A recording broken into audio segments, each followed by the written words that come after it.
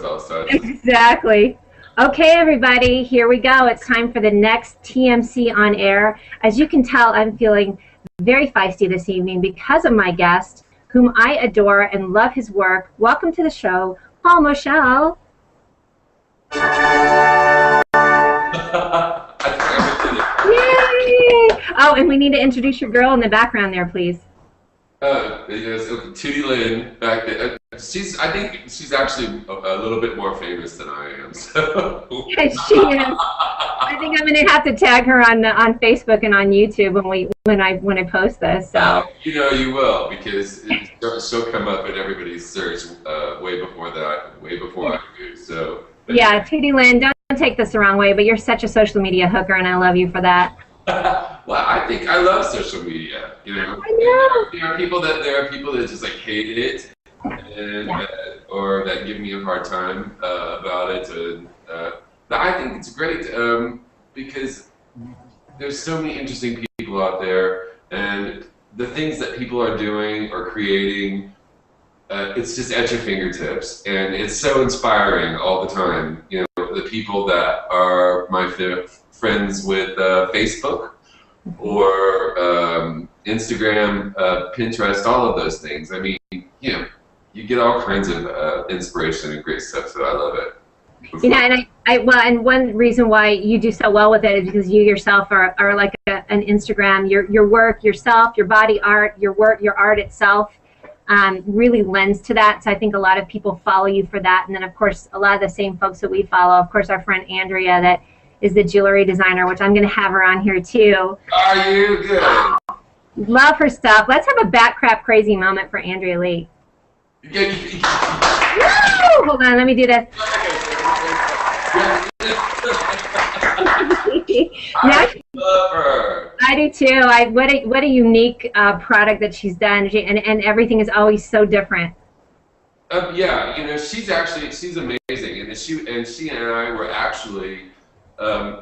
We were casted for a reality show for the Sundance Channel.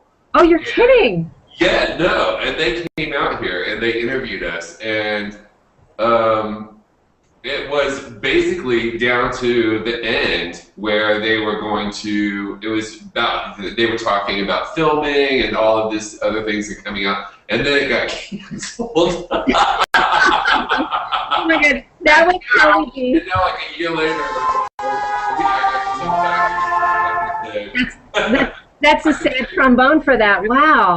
It's probably a good thing they didn't do the show, because who knows? Who knows how it would have turned out. Disasters.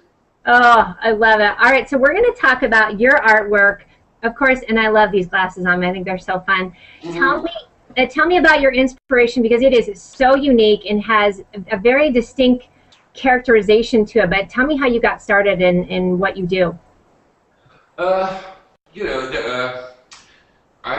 never really considered art as an option until I got into college, because I was a business major my freshman year of college, and I switched over because I took an art class as an elective, and all of my other classes I was failing, and I thought, well, I'm never going to get through college unless. And always in high school, I would just draw on my folders. I was never an academic, student, and math has been, a thorn in my side since first grade. So I was looking for something that was going to get me through college without having to take enough math classes, and it was art.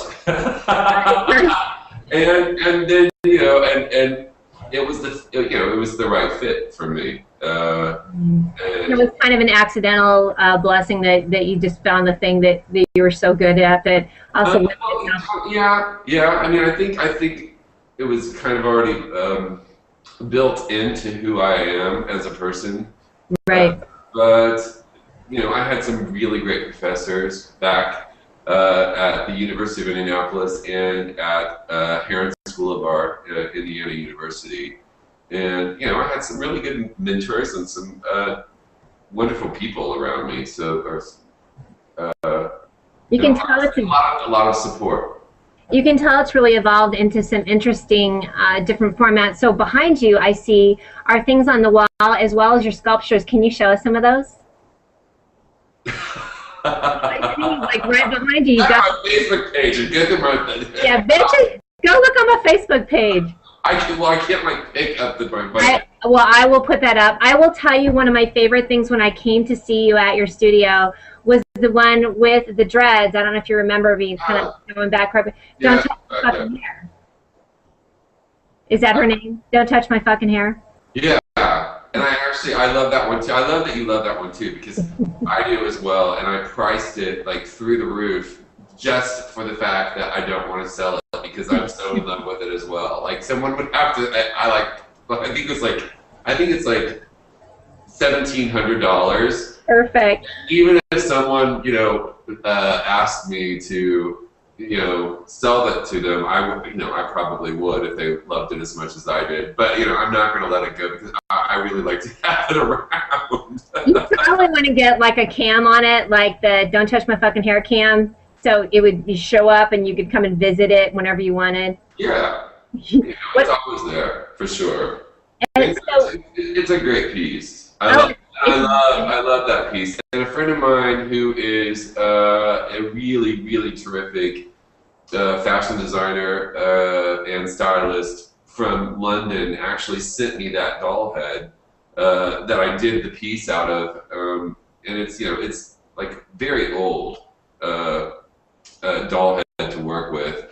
And then just dreading those big wool dreads just was, it was just a blast to do it. It was, and it says, "Don't touch my fucking hair."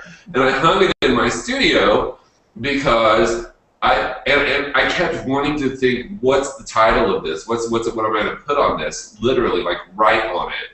And I kept thinking, I know the first thing people are going to do when they come up to this sculpture is they're going to want to touch the hair. So I put on there, just don't touch it. And it's still amazing how many times people come up and try to touch the hair. And they get like, this thing is hot, don't touch it, and they're just reaching at it. Right? You dumbass. Exactly. So tell me, let's talk about, we're going to give a little shout out to one of your beloveds who passed away last year because we just talked about her. Tell me the name of your cat, please. Vagina, of course, was my cat who has actually been, see, I'm still talking about her in the present, who I had for 16 years, from way back in Indiana before I moved to Denver, Colorado, and she did pass away this, I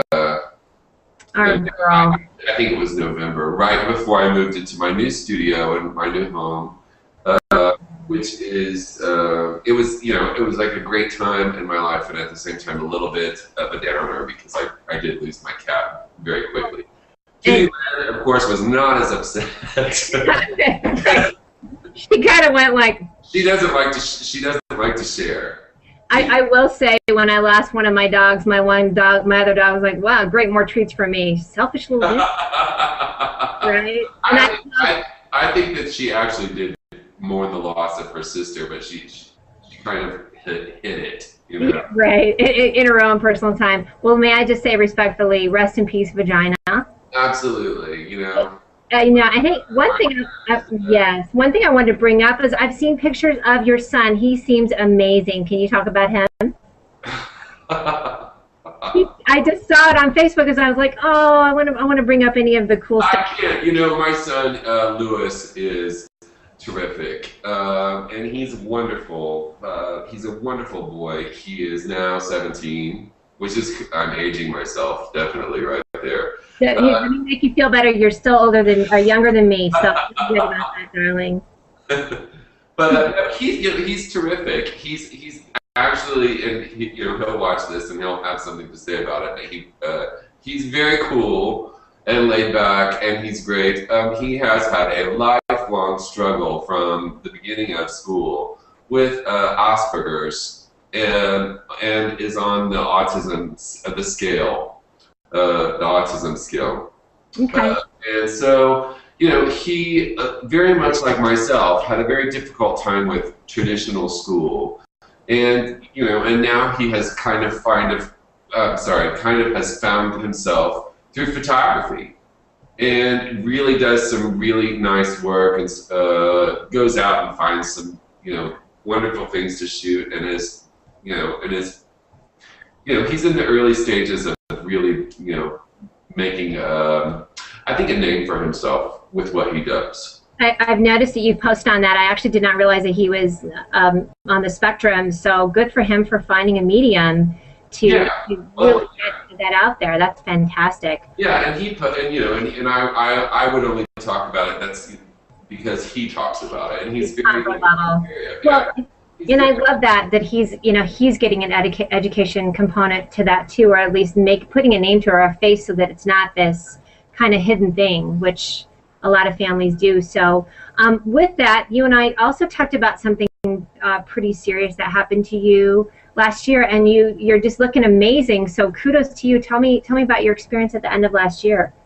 I did. Well, thank you. Yeah, I did. A lot of people know that I had a stroke on December, I think it was the 15th. It was the day that all of those children were shot in Newtown, Connecticut. I remember it coming up on the feed. So like I said, I've been following. It was the same. It was the same thing. The same day, and it was a small stroke. It was on the back left side of my brain. I did a little public service announcement, which is a video that I had up for a while, speaking about the fact, the signs and the symptoms and things about, stroke. And I wasn't paralyzed or had anything physically affected, but I did have my speech completely taken away. Wow. And for the first few weeks, I was not even able to speak. So the first day, I was laying in the ICU of the hospital watching these children who had been murdered. And, because I'm, so anti-gun, just, are you yawning during my interview? Because no, I have my hand over in my mouth because it's upsetting. No! I'll hang up on your ass right now. I'm not. God damn it, bitch! I'm talking about my stroke, and you're yawning. No. Talk about a comic relief. You think I'm yawning? It's interesting though. Oh my God, we're so bad. No, I was laying in the ICU. I could not. The only thing I could speak was my name. Wow. Well, it's interesting if you're. I was watching the news with these children being shot, and I was here. I was crying down my face, and they were trying to understand for me what I was wanting to say, and I was just wanting to say, please turn off the television because I just can't see this anymore. It was just, I wasn't even thinking about the fact that I think that's one of the worst things in my whole life that I had ever seen, and I just wasn't even thinking about the fact that I had had a stroke. And what a vulnerable position to be in, where one, you're so devastated about what happened, and then for somebody who's so vocal about gun control and that type of thing to be, I mean, what an odyssey to be in that position. Yeah, because it was very upsetting for me, the whole thing. And right. That's like the one thing that I can remember about having a stroke and being in the hospital. And then after that, of course, going through the recovery, going through speech therapy, and I had the best doctors. I have the best neurologist, I can say, in the whole wide world, and I have had the best care, and I've come through it really, really, really well. I'm very, very blessed that I came out on top. Some people really have to, if you're warning signs of stroke, really, the faster that anybody is treated, the better chances that they're not going to have any kind of more problems. And really, for me, I have retained now at this point, and they said this is where I'll stop. Is I've gotten 95% of my speech back. So you may not even notice it, or strangers might not. But I do have hesitations still sometimes when I look for words or speaking. Sure. And if I'm tired or if I've had cocktails, it comes out a little bit more. So.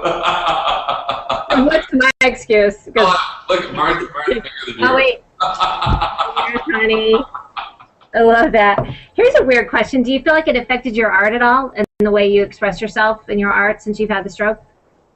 No, No. Same cookie ass shit. No, it didn't. It didn't make me want to do artwork about strokes or anything like that. Right. I just really love the fact that, or not loved the fact, but I'm thankful for the fact that what it did affect was my speech, and I've gotten that back. Would it have paralyzed my hand, my life would be over, because my work basically is what keeps me so happy. That is what keeps me alive. I don't know how I would have come back if they would have said, you're paralyzed on your right side, and you cannot use your hand to do your paintings. Some of my paintings are tiny. Very minute, yeah. It's very detailed at all. But I love that your artwork is edgy but super joyous. It's very fun. You either get it or you don't, which I think is fun as well. So that it's not. It definitely attracts the crowd that it should. Right, and I actually like the people that don't get it. I don't like them. When I had my art studio here in Denver, down in the Arts District, right, I would be thinking to myself, "Oh, my dog, hold on." Okay. Come on screen. Tootie's going up. Bye, Tootie. Cameo right there.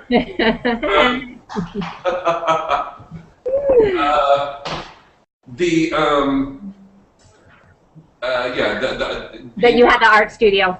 Yeah, down in the Arts District on Santa Fe, the Arts District here in Denver. It was odd because there was, there was a handful of people down there doing things that I thought were great, but the majority of it was, different things for different people. But there's a lot of conservative work down there.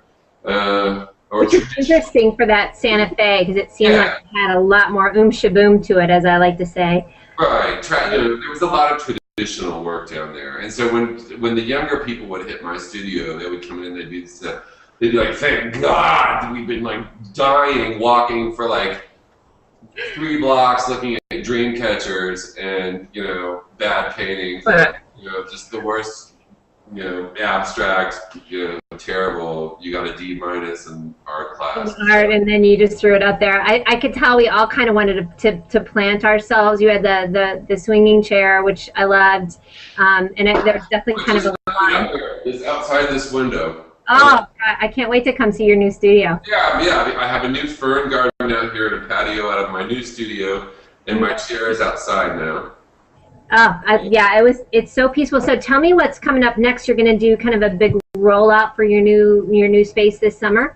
I am, yeah. I'm in a different part of Denver now, or a different neighborhood. The reason it was great for me to move here because my townhome has the street level is a retail space, so I basically have turned it into my studio. So it's got in the round, if you could see it all, it's gotten really crazy in here. I think my neighbors are getting a little bit frightened. But I've been working on putting down floors that I really love, putting in lighting that's really great, and tweaking everything, and cranking out some new work so that I can open later this summer, actually, when I feel like I have everything just perfect, because I have to have it that way. I'll have a big opening and I'll have a big party because I have a nice mailing list here already, and it's going to be, I think, fun and great. And the thing that's great about it is like being down in the arts district, it was like every first Friday, having to do every first Friday, and it would just become redundant. Right. With this space, I can do, a seasonal party, a summer, fall, winter, and spring. This is my new collection of artwork. This is what I'm working on now. Come have some drinks and come hang out, and it's a great space to hang out. Right, because on the first Fridays you're like, bitch, you've seen that already, right? Yeah. No dream catchers here. Like, it's too bad when it's fresh and new. I love that. All right, so now it's time for your back crap crazy moment, honey. What are you back crap crazy about? Oh, what am I like excited about? Would you like a drum roll? Bam! There you go. I am excited about something because I'm looking at the clock, and I do have time. I love the new Bates Motel television show. I saw you comment about that because you didn't realize that was the kid from Charlie. Charlie and Charlie Mary, yes, but I think I'm not a big television watcher. I don't follow a lot of shows. And for some reason, that one caught my attention, and I ended up watching the pilot, and then I got stuck on it, which was odd for me because I really don't like to follow. I follow television commercials much more than I do television shows. Right, right. But I think that it's a great show. Tonight is the season finale of the first season, and I just the performances are really, really good, and it's the best thing since Jessica Lange in American Horror Story. Because it's good too. It's a different, it's a different art, and when there are people that do it well, you are inspired by it. And yes. I think the actresses in both of those shows have I love the woman that plays his mother. Do what? I said I love the woman that plays his mother on. Yeah, I'll butcher her last name because we're not dear friends, but yes, yes. But I think her performance, she'll be in it's Vera. You're right. We're not good friends either, but I'm gonna say it. Vera Farmiga, who I've loved in so many different things. Her eyes are so piercing. I love her in that too. So, have you watched? But I also have to say this because I googled her the other day because I was stalking her online. Very gently, then, right? And she and I are like the same age, and I think she's smoking hot. So I felt a little bit I don't know what's the word, like just a little in awe. Wow. I was like, she's like sex, she's totally like giving it off on that show. She's like giving you everything. And we're gonna put her on the I'd hit that list in some kind of way. You and I would be in a different way, but I would hit that. But no. Yeah, I do love her. How about and then we'll end on this. I've heard really good things about Hannibal, and I love that guy who plays Hannibal in it. Have you seen that? You want to end on that because I've never even seen that show. Okay, well, we won't end on that, but I just want to put that out to you because I think it's the same creepy factor for you too. Because that guy, he was really a great actor too. So I have a hard time keeping up with television shows. Well, that's why I love having one or two that I like each year because I am the same way. Last year it was Walking Dead. This year I'm a little behind. I'm on Mad Men. I'm totally nutty about that one. Everybody loves that. So yeah. I'm really, most of my time is dedicated to music, much more than television, and artwork. Working on my pieces, whether it's sculpture or painting or Matchbox series, those things, or hanging out with friends, because those are so much more active or interactive for me. Rather than just sitting, and and being sucked into something unless it is actually really brilliant. And if it goes downhill, I will be not a fan right away and stop watching. Yeah, I don't like anything that's super popular. And that's what the great thing that I get from you talking Let's Loop in social media real quick. That's how you are portrayed when I see you on social media. You always are with really good friends creating something great. And so you really do, that does come across for you. I have great friends, and I have it's that's social media. I have on various websites, thousands of people that you call friends, and I wouldn't trade any of them because I make an effort to follow people who are really doing great things, that are exciting or inspiring for me. But in person, I have a very small group of really great friends who are actually very close to me, that I really cherish very much. I appreciate that. I am the same way. I have a lot of people that I'm acquaintances with that I truly enjoy on social media, but I love having my little tight A-list as well. Not in a snobby way, just more that's who works for me. Right. Definitely. All right, sweetie, I'm going to post all the links to your website and all the different fun things that you're doing. All of it. Well, and my soap that I have out. Yeah. What? Oh, I love it. My Pope Paul soap. That's what I always just tell people always like, do you have a website? And I'm just like, just Google Paul Moschell, PaulMoschell, because there's only one other person I think in the United States with my name, and I tried to email him once, and I think he was like homophobic and didn't like me. So. But even more reason for you to become popular then, right? But if you can find artwork, the soaps, studio address, emails, all of that stuff for contact for me, and it's great to have a name that not a lot of people have, so you can just throw it out there and not have to have a business card or a crazy website. Yeah. Welcome to the world of Mia Voss. I know what you're talking about. Thank God we're unusual. Well, honey, thanks for everything that you do. I appreciate your time and for telling us about. You are so fabulous. So I'm glad I got to showcase you tonight. I really appreciate it, and thank you for just hanging out with me here for a minute. It's nice. Yes, I love it, and it'll be up on YouTube, and we'll have all the links. So everybody have a good night, and we'll see you later. All right, see ya. Okay, bye. It's probably a good thing they didn't do the show because who knows? Who knows how it would have turned out. Disasters. Oh, I love it. All right, so we're going to talk about your artwork, of course, and I love these glasses on me. I think they're so fun. Mm-hmm. Tell me about your inspiration, because it is so unique and has a very distinct characterization to it. But tell me how you got started in what you do. I never really considered art as an option until I got into college, because I was a business major my freshman year of college, and I switched over because I took an art class as an elective, and all of my other classes I was failing, and I thought, well, I'm never going to get through college unless. And always in high school, I would just draw on my folders. I was never an academic, student. And math has been, a thorn in my side since first. Well, I think I love social media. I know.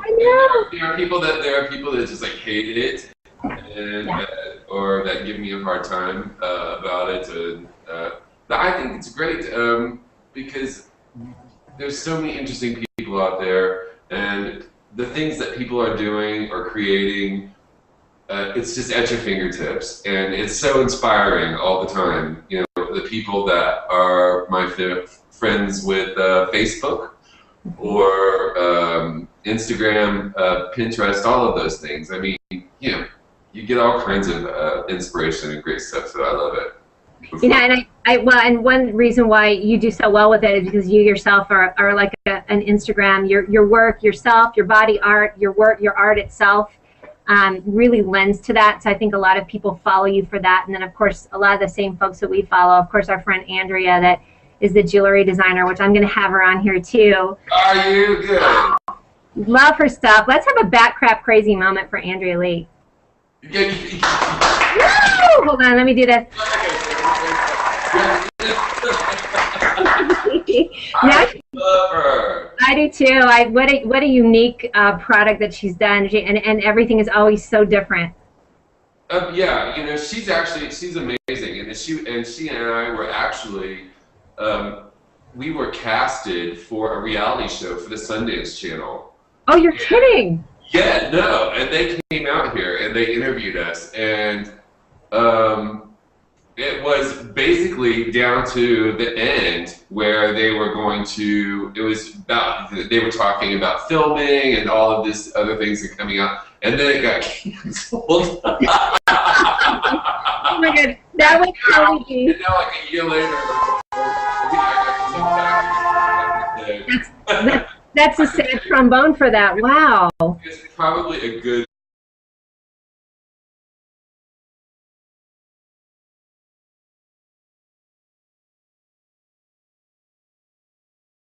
Myself, so Exactly.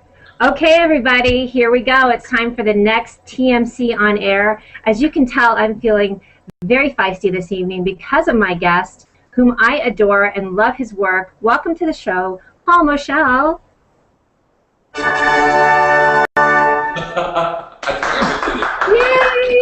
Oh, and we need to introduce your girl in the background there, please.